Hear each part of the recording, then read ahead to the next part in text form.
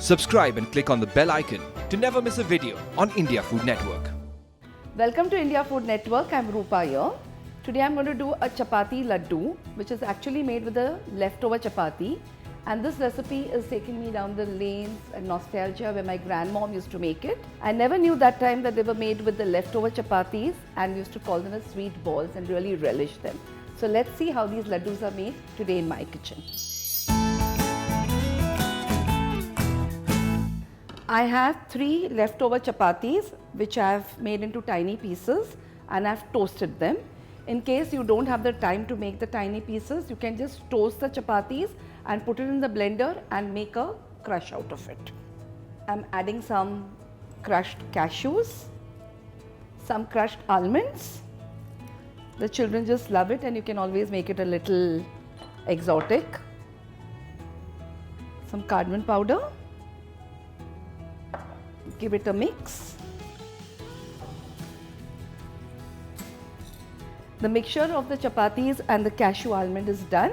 Now let's make a slurry of jaggery and 1 tablespoon of ghee. The jaggery and the ghee has to be melted, so on very slow gas, try to dissolve them. You really don't have to cook, but you have to just melt and get them together. As you can see, it has melted and it's giving nice texture of a very creamy like a caramel. And for a minute or two, just see that it gets together so that we can add it to the broken pieces of chapatis. It's done, as you can see. Now let's add it to the mixture of the chapati and the nuts. Give it a mix.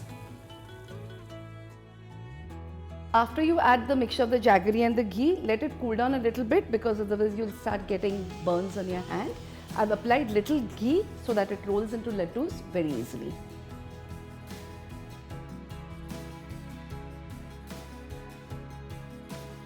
Yeah, the laddus are being made. Don't go with the look of them.